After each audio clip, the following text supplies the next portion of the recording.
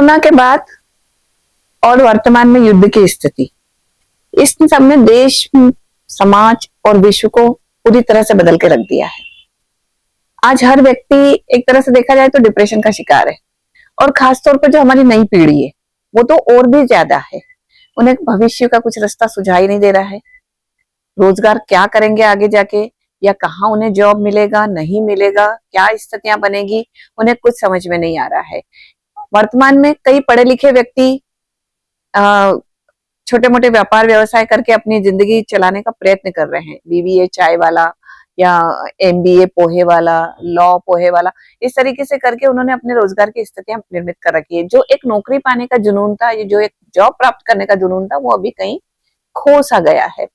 और इसीलिए ये जो नई पीढ़ी है ये बहुत ज्यादा अस्थिर, डिप्रेशन और इन सब का शिकार होती जा रही है। इससे बचने के लिए कहीं कोई एक मोटिवेशनल वाक्य, एक मोटिवेशनल सेंटेंस, एक प्रेरक वाक्य उनकी जिंदगी को बदल देता है। ऐसी ही एक मोटिवेशनल स्पीकर, शिक्षा के क्षेत्र में अपनी गहरी जड़ी जमाने वाली, यूपीएससी एमपीएससी की तैयारी करवाने वाली प्रीति राउत मैडम हमारे बीच में उपस्थित है। नमस्ते मैडम, आपका बहुत बहुत स्वागत है हमारे इस कार्यक्रम में कला से कलाकार तक। एक्चुअली हमारा ये प्रोग्राम है कला से कलाकार तक, लेकिन ये भी जो कर रही हैं अभी मैम, ये भी एक प्रकार से आर्ट है। आप किसी व्यक्ति को उसके डिप्रेशन से निकाल दो, आप किसी व्यक्ति को उसके जो बहुत ज्यादा वो किसी उस स्थिति में फंसा हुआ है उससे उसको बाहर निकाल लो और उसको एक नया रास्ता दिखा दो, ताकि वो अपनी एक नई मंजिल तय कर सके या भविष्य का अपना कोई रास्ता निर्धारित कर सके। क्योंकि अभी की जो नई पीढ़ी है, जेन जी पीढ़ी है, मैम आप तो खुद शिक्षा के क्षेत्र से ताल्लुक रखती है, बहुत सारे स्टूडेंट्स आपके पास में आते होंगे, तो कई स्टूडेंट्स ऐसे रहते हैं जिन्हें समझ में ही नहीं आता कि हमको आगे करना क्या है। कई बार बच्चे मुझे भी पूछते हैं, मैम क्या होगा आगे, हमको तो कुछ समझ में ही नहीं आ रहा है, आगे जाके हम क्या करेंगे, हमारा भविष्य क्या होगा, ये किसी को कुछ पता नहीं चल रहा है। और कोरोना के बाद जो स्थितियां बनी है, मतलब इसको क्या बोलना चाहिए कि छोटे छोटे बच्चे, यंगस्टर्स, या जो बहुत कम उम्र में लोग कार्डियक अरेस्ट से या इस तरीके से अपनी जिंदगी गंवा रहे हैं, तो इसका भी असर हमारे नव पीढ़ी पर पड़ रहा है। क्योंकि उनको भी लग रहा है कि भविष्य का कोई भरोसा ही नहीं, क्या पता हम आज हैं कल नहीं है। उस स्थिति से में भी वो काफी मतलब कुछ करना चाह के भी नहीं कर पा रहे हैं, या वो सोच रहे हैं कि जो होगा देखेंगे, क्या पता हमारा अगला पल क्या रहेगा। तो ऐसी स्थिति में आप उन बच्चों को कैसे मैनेज करती है, क्योंकि आपके पास भी आते तो होंगे ही ऐसे बच्चे। कोविड का दौर तो बहुत ही बुरा दौर रहा है, पता है, नहीं बोल सकते दौर बुरा नहीं, सभी के लिए वो बुरा दौर था। और जिस तरह से आपने विषय किया, फिजिकली, मेंटली और फाइनेंशियली भी काफी लोग गए हैं। हायर क्लास, मिडिल क्लास और लोअर क्लास, सभी ने ये सफर किया है इसमें। एंड मेनली मिडिल क्लास तो बहुत ही फंसा था इसमें, और खास तौर पे वो जो रोज कमाने खाने वाले थे, जो बुरा हाल हुआ है। फिजिकल पेन में लोग थे, अपने लोग जो उनके थे, उनकी डेथ हो रही थी, वहाँ लोग जा नहीं पा रहे थे। सही बात है, मतलब वो एक असहिष्णु पीरियड देखा, ऐसा भी मैं कहूँगा। सही है, बिल्कुल सही, क्योंकि लोग अपनी जान बचाने की फिक्र कर रहे हैं। माँ बाप की डेड बॉडी पड़ी हुई है और बच्चे वहाँ पे फ्यूनरल पे भी नहीं जा पा रहे थे। बिल्कुल ये सिचुएशन लोगों ने देखी है। हाँ, मैं मानती हूँ अनसर्टिनिटी है, अनसर्टिनिटी थी, और बच्चे वो टाइम पे जो बच्चे थे उन्होंने बहुत बुरा वक्त देखा। पर जिंदगी ही इसी बात का मतलब वो होता है, सही है, वैसी होती है जिंदगी में, कुछ पर भी कुछ भी आ सकता है जी। पर उस मोड़ से भी काफी लोगों ने अच्छे काम भी किए। जैसे आपने बोला, तो आपने बोला कि कला से क्या है, कलाकार तक, कला से कलाकार तक है आपका। तो इसी वक्त जो है मेरी दौरान आपने तो मोटिवेशनल स्पीकर तो मैं हुई, तो उस दरम्यान मैं घर पे थी, तो वो टाइम हमने सावित्री माई बनाया।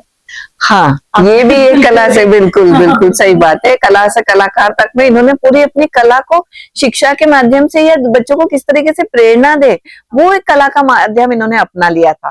तो ये तो हमारे उसके लिए बिल्कुल फिट बैठ जाता है कि वाकई में आप तो कला से कलाकार तक में ही है। पर हम कला से भी क्या, जैसे प्रेगनेंसी फोटोशूट वो टाइम पे सावित्री माई का किया जा रहा है। अच्छा, माई तो कभी माँ बनी नहीं, ओ, तो अपनी गायनेकोलॉजिस्ट लड़कियां दुबई में लाखों की सैलरी लेती है, अच्छा अच्छा। एंड वो प्रेगनेंसी फोटोशूट में सावित्री माई बन रहे थे। तो एक तरह से तो विटम्बना हो गई ना। कि जो कभी माँ बने, क्योंकि हाँ, लेकिन वो हजारों बच्चों की माँ थी, जिनके करोड़ों और करोड़ों आने की, वाले भी करोड़ों लड़कियों की क्योंकि तो माँ माँ ही ही है। है। तो जिनकी वजह से हम पढ़ लिख पाए, जी उनकी हिस्ट्री हमको पता नहीं है। तो बिल्कुल। टाइम तुम किताबें तो पढ़ ही सकते थे। अगर तुम हमने जो किया था वो हमारा एक पात्री नाटक कहा जाता है, तो अच्छा वो अच्छा था। अच्छा। उसको तो ओके। किसी की जरूरत भी नहीं है। हाँ वो हमने कोविड के दरमियान किया। ओके। कोविड के दरमियान हमने ऑनलाइन टीचिंग पे इतना फोकस किया कि हमारे सब्सक्राइबर 2,50,000 जो क्या हो गए। बात है। तो वहाँ पे हम बच्चों को फ्री पढ़ाने लगे। तो आपने जो ये शिक्षा सावित्रीबाई फुले का किया था एकांकी अभिनय, जो भी ये आपने अपने अकेले से किया था, आपने खुद ही किया हाँ, ये? तो मेरा ऐसा है, मेरा लगाव हमेशा मेरे टीचर्स के प्रति रहा। कि अच्छा। जो हमको ऊर्जा देता रहता है ना मन, ये एकदम से नहीं आता। आप ये मानते हो कि इंसान संवेदनशील जितना है, जो सेंसिटिव होता है ना इंसान, उसको प्रेरणाएं मिल जाती है। तो मैं हमेशा अपने पुराने टीचर्स को फोन करके पूछती रहती हूँ, आप कैसे हो, क्या कर रहे हो। ओके। तो उन्होंने कहा कि मैंने सावित्री माई लिखा है और मुझे वो करने के लिए ना कोई पात्र चाहिए। और उसी दरमियान वही वक्त उसी दिन ऐसे सब धागे मिलते गुजरे, एक सूत्र कड़ी जुड़ती गई। कि मेरी एक कजिन है, मैं नाम नहीं लूंगी, अच्छा अच्छा। वो प्रेगनेंसी फोटोशूट करती है जिसका मैंने बोला था। मैंने बोला क्रिटिक्स तो हर कोई कर लेता है, इसका मतलब लोगों को हिस्ट्री ठीक से नहीं पता है। अगर एमपीएससी वालों को पढ़ाऊंगी तो सिर्फ एमपीएससी वाले देखेंगे। अगर थोड़ा अलग सादरीकरण करते हैं कला का क्या फायदा है, जैसे आपका स्टोरी। बिल्कुल सही बात है, तो ज्यादा से ज्यादा लोगों तक पहुंचे। 1.5 लाख लोगों ने देख लिया। ओ उस जो वो जो पात्र था, अच्छा अच्छा अच्छा। वो काफी ज्यादा फेमस हो गई। तो हमने जिजामाता रमाई अम्बेडकर की, क्योंकि ये सशक्त महिलाएं थी, सबल महिलाएं थी, और इनको जो है एक कास्ट के दायरे में ना देखा जाए। जी, इनका जो काम है वो सबके लिए, बिल्कुल समाज के लिए, समाज के उद्धार के लिए था ये। हाँ, जब हमने सुना कि बाबा साहब अम्बेडकर ने तो बहुत कुछ किया है, तो रमाई अम्बेडकर का करोगे क्या। अरे जिस माँ ने अपने 4 बच्चे गंवा, उनके 4 बच्चे गवाह न होने के कारण अच्छा चले गए। तो आपने ये चारों पात्रों का एक अभिनय किया है अलग अलग समय में। तो वो हमने किया ऑनलाइन। लेकिन ये तो बहुत अच्छा है, क्योंकि अम्बेडकर साहब को तो सब जानते हैं, संविधान निर्माता को सभी जानते हैं, लेकिन माई अम्बेडकर तो वाकई में। और जो रमाई अम्बेडकर किया जाता है, अगर वो सिर्फ कास्ट के लोगों को पता है कि रमाई अम्बेडकर का क्या कंट्रीब्यूशन है, तो एक महिला का, जो आप भी खुद माँ हो, मैं माँ हूँ, मुझे बताया कि आज मेरी लड़की को छोटी सी चोट आ जाए तो हमारा दिल घबरा जाता है, पति को कॉल कर दो क्या हुआ देख।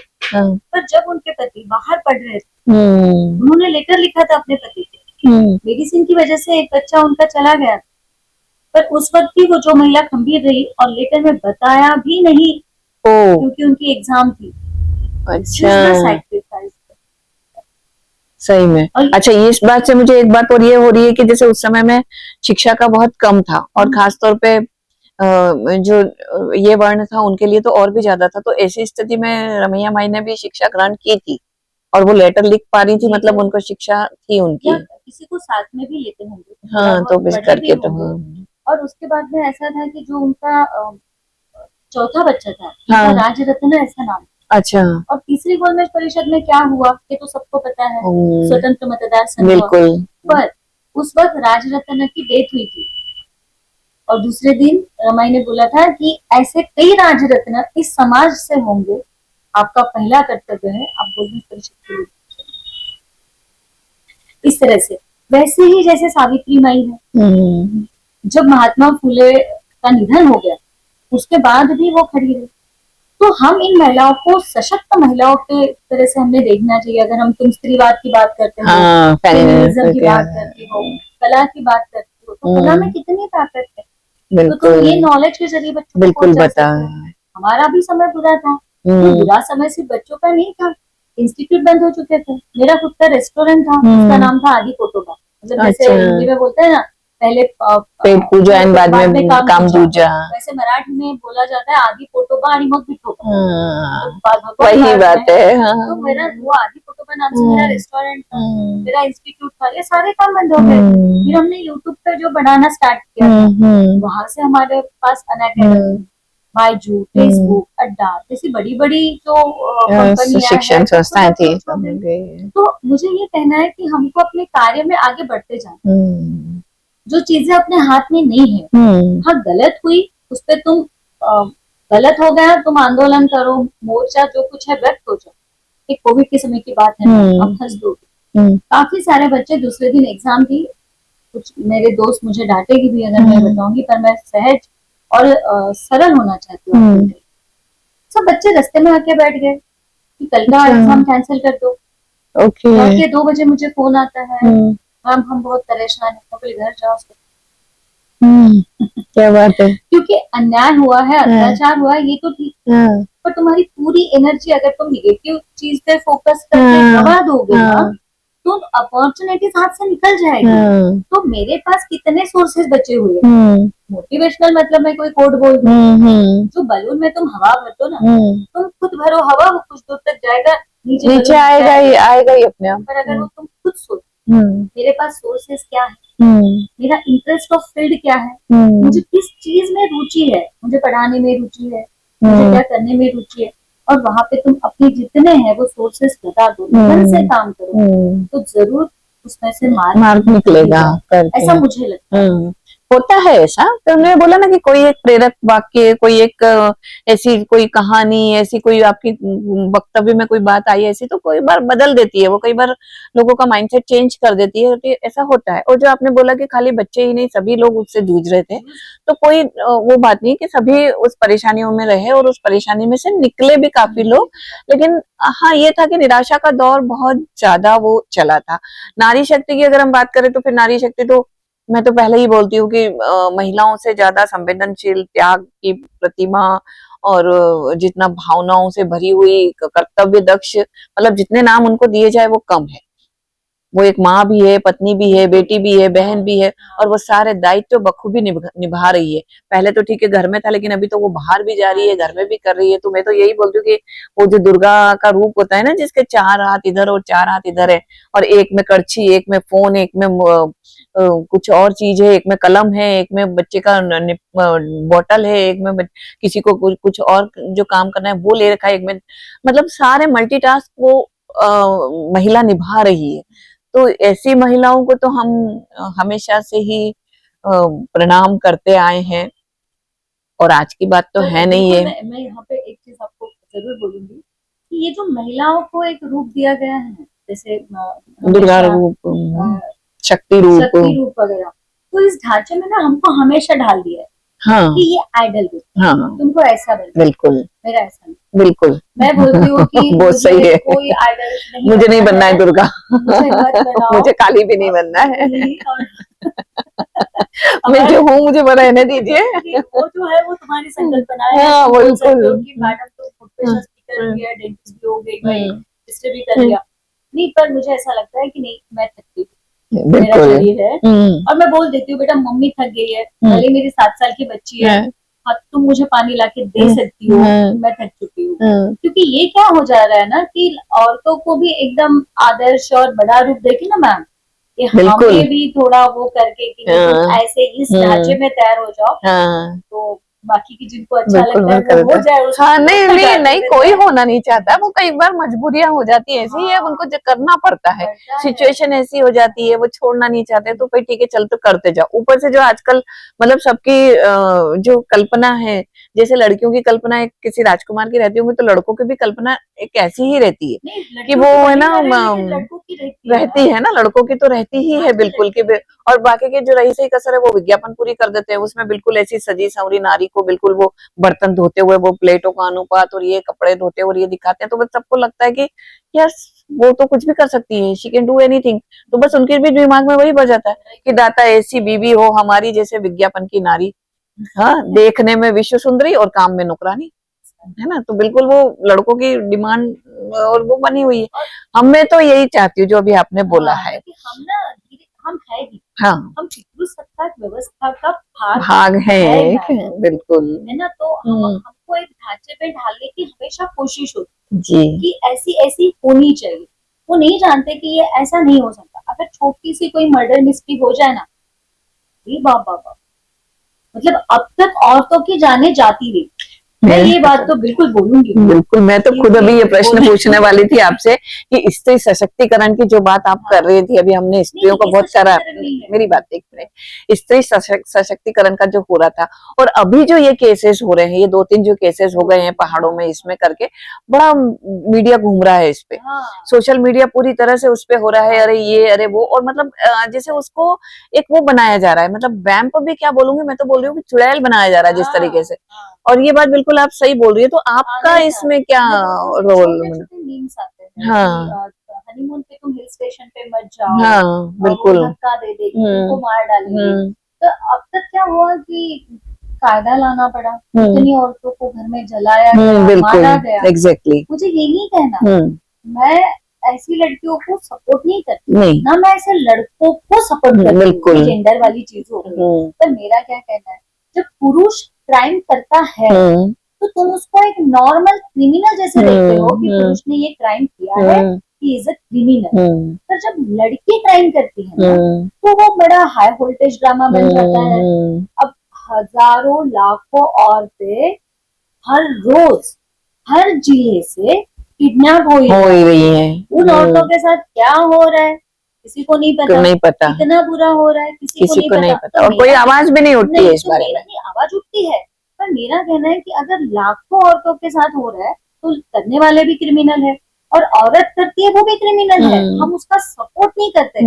पर इन्होंने जो बना के रखा है, जो पितृ सत्ता, कि अगर औरत क्रिमिनल हो जाए ना, तो गलत है, तो बहुत गलत।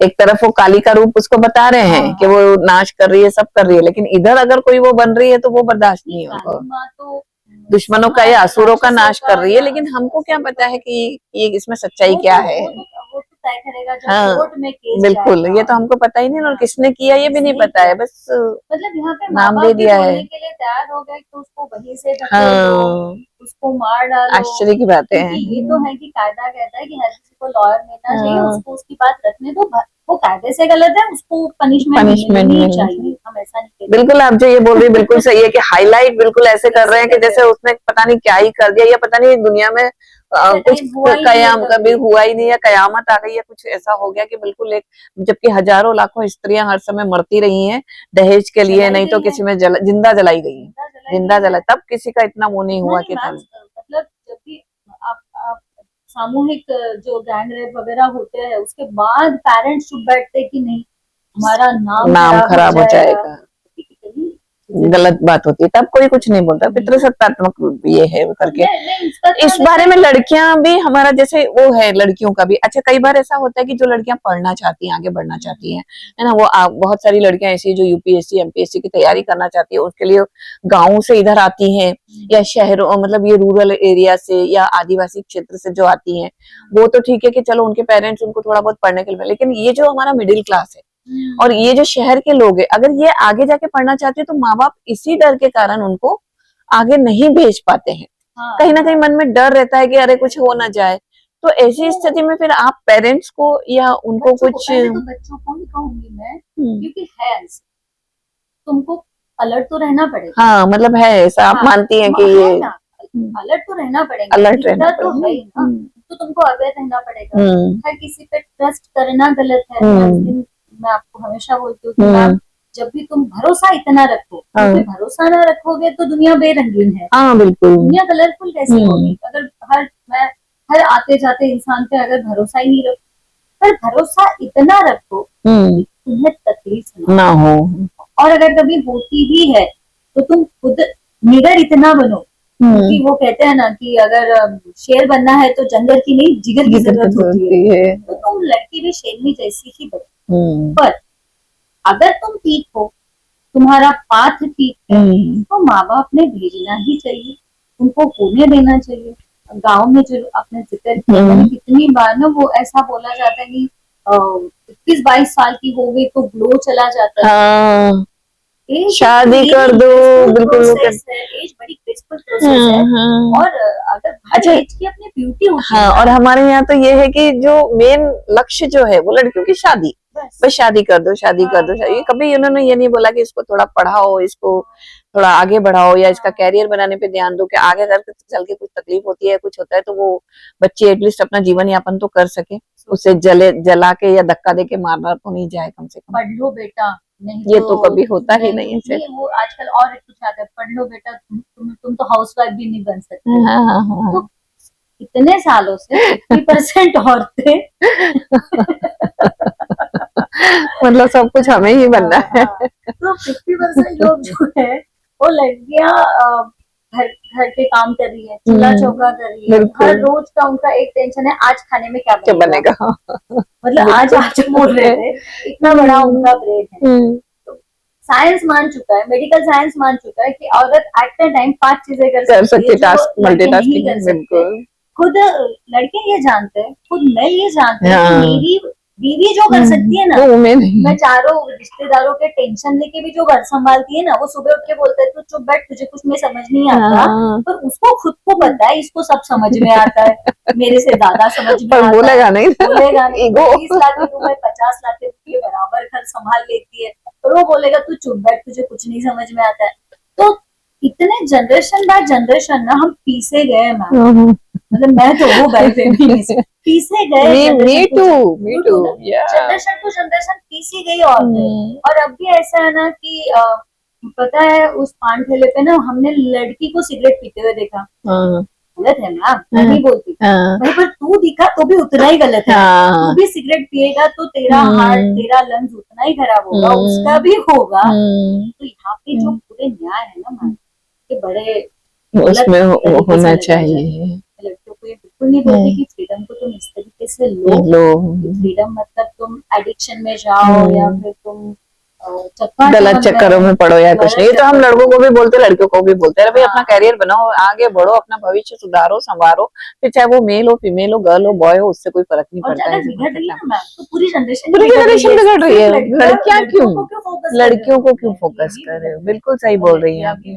और फिर भी लड़कियों को कुछ ना कुछ रिस्ट्रिक्शंस आज जाती है। बिल्कुल सही है, साक्षात घरात वाले आज भी कई स्थिति है ना।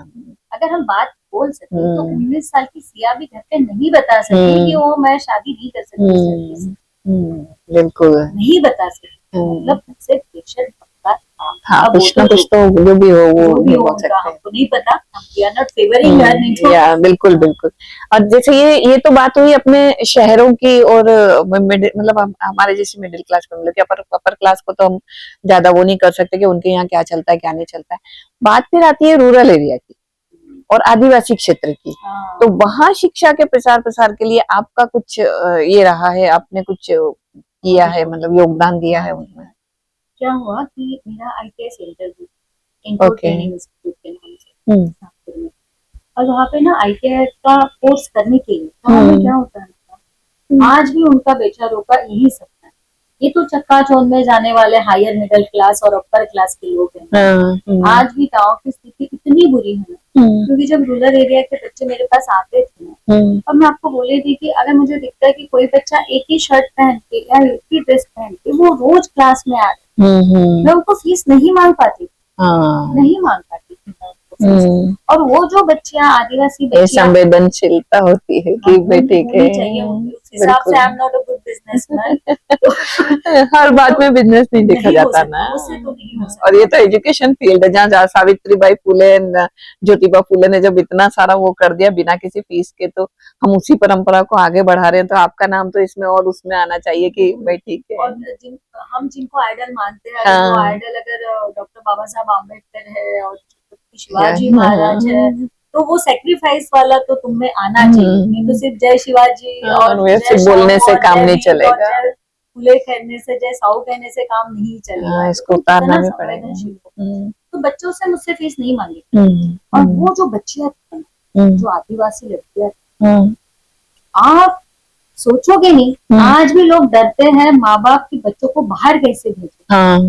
वो आदिवासी लड़कियां वो माँ बाप को लेके गई, अच्छा, जो इकलौती करने वाली थी, तो उनको 15 से 20 हजार की सैलरी मिली, वो माँ बाप को वहाँ पे लेके गई, मैनेजर तक उनकी पोस्ट थी। और जब उनको मैं, अच्छा, मतलब आपके पढ़ाने के बाद में, क्या बात है, मैं कंसल्टेंसी का पैसा, मैं असली बोलती हूँ, कंसल्टेंट या कॉन्ट्रैक्टर पैसे लगाने के, मतलब लगा देने के पैसे लेते हैं प्लेसमेंट, हर चीज पे पैसा क्या लेना है, गरीब बच्चे हैं। तो मैं उनको बोलती थी कि मेरे बच्चों को आप ध्यान, उनको भाषा से परेशान ना करो, क्योंकि यहाँ की मराठी, हाँ वहाँ की मराठी, वो भी थोड़ा डिफरेंस 10 कोस पे पानी बदले 10 कोस पे और वाणी। वो जो कुछ बच्चे वहाँ पे रह गए और उनको मैं सैटरडे संडे, मेरी नई नई शादी हुई थी और मैं जो उनको पढ़ाती थी ना मैम, उन बच्चों ने इतने अच्छे से एमपीएससी वगैरह क्रैक करके वो लोग जॉब पे लग गए। तब मुझे समझ में आया इन बच्चों में हुनर है, ये बच्चे कर सकते हैं। मतलब जो सावित्रीबाई फुले का जो रोल आपने अदा किया था, एक्चुअली बोलना चाहिए तो वो तो आप असली में निभा रही हैं करके ना, कि हम बोल सकते हैं कि आप सावित्रीबाई फुले का ही आगे का रूप है ये। मैं तो ऐसा बोलूंगी का रोल करने की मुझे अपॉर्चुनिटी मिली, मेरे दिल में आया। वो रोल तो ठीक है, लेकिन आप उसको असली जिंदगी में निभा रही हैं, ये बड़ी बात है। कोशिश कर रही हूँ, मैं निभाने की कोशिश कर रही हूँ। मुझे वो तो उनको 20 मिनट में हम दिखाई नहीं सकते। हाँ बिल्कुल सही बात है वो नहीं। और उन्होंने जो किया ना वो हम कर भी नहीं सकते, कर भी नहीं सकते। तो जितना त्याग उन्होंने किया, हम तो उसका अंश भी कर लेना तो सच में समाज कहीं से कहीं निकल। ये सिर्फ जयंती और इस तरह से एनिवर्सरी सिर्फ सेलिब्रेट करने से नहीं होगा। अगर तुम सच में उनको आइडल मानते हो ना तो ये आप करना पड़ेगा, ये तो करना चाहिए। सब जॉब पे लग गए, तब मुझे समझ में आया कि अगर 1 या 2 घंटे पढ़ाने से बच्चों को इतना फायदा हो सकता है। तो आज मेरे एमपीएससी लक्ष्य इस यूट्यूब चैनल पे 2,54,000 बच्चों के लिए लगभग 4,500 से ज्यादा वीडियोस फ्री है। ओके। और मैंने सुना था कि आपका कोई स्टूडेंट बड़े उससे मतलब आपके पास में आपको फोन करके उसने ऐसा वो भी बताया था कुछ, मतलब बड़ी अच्छी घटना। कोविड का बोले ना, वो कोविड के टाइम ही मैंने अनअकैडमी खोली। अच्छा। तो अनअकैडमी ऐसा प्लेटफॉर्म था मैम, उस वक्त अनअकैडमी बाजू में बहुत बढ़ गए थे ऑनलाइन के चक्कर में ना, ऑनलाइन। और उस टाइम ना हर महाराष्ट्र के हर कोने से बच्चा मेरे पास था। अच्छा, क्या बात है। से बच्चे हमारे पास थे, 9-9, 10-10 लाख बच्चे हमारे फॉलोअर हुआ करते थे उनके चैनल पे। अच्छा। तो इन बच्चों को मैं संडे का टाइम देके बात करती, क्योंकि बच्चे मेरा कोड यूज करके, भले कंपनी का जो भी वो हो रहा हो, तो कोड यूज करके बच्चे सब्सक्रिप्शन लेते थे और एडमिशन करते थे। अब ये तो हो गया बिजनेस पॉइंट ऑफ व्यू, कितने लोग तुम्हारा कोड यूज कर रहे हैं, वो तो बिजनेस मान। हम भी पढ़ा, मैं वहां पर बोलती थी, जो मेड के बच्चे थे उनको मैं बोलती थी कि तुम मुझे देख रहे हो ना पेड बैच, सिर्फ क्लासेस करने से तुम पास नहीं होने वाले, तुमको पढ़ना पड़ेगा, किताबें खोलनी पड़ेगी, तब तुम पास हो। तो बच्चों को ये चीजें भाती थी।